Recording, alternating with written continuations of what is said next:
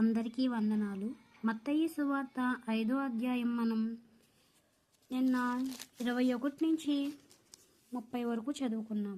ఈరోజు 31వ వచనం నుంచి మిగతా వచనాలన్నీ చదువుకుందాం. తన భార్యను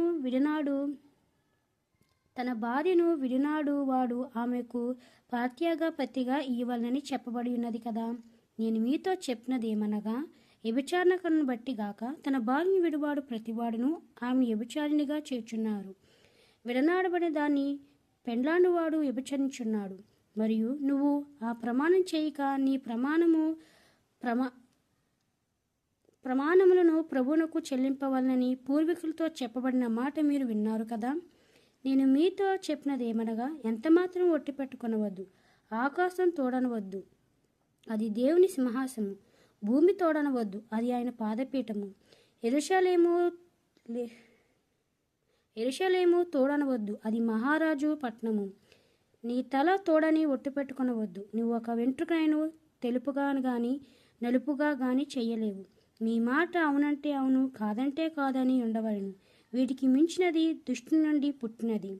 కంటికి కన్ను, పంటికి పళ్ళు అని చెప్పబడిన మాట మీరు విన్నారు కదా. నేను మీతో చెప్పినదేమనగా, దుష్టుని ఎదిరింపగా నిన్ను కుడి చెంప మీద కొట్టువాని వైపుకు ఎడమ చెంప కూడా తిప్పుము. ఎవడైనా నీ మీద వేచం వేసి నీ అంగి తీసుకొనగోని ఎడల వానికి నీ పైవస్త్రం కూడా ఇచ్చివేయము. ఒకడు ఒక మైలు దూరం రమ్మని నిన్ను బలవంతం చేసిన ఎడల వానితో రెండు మైలు వెళ్ళుము. నేను అడిగిన వానికిమ్ము. నీ అప్పు అడుగక గోరువాని నుండి నీ ముఖం తిప్పుకొనవద్దు.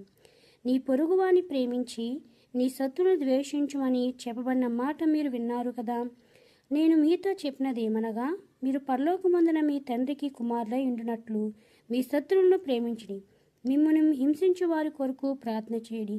ఆయన చెడ్డవారి మీదను మంచివారి మీదను తన సూర్యుని ఉదయించజేసి నీతిమంతుల మీదను అనీతిమంతుల మీదను వర్షం కురిపించున్నాడు.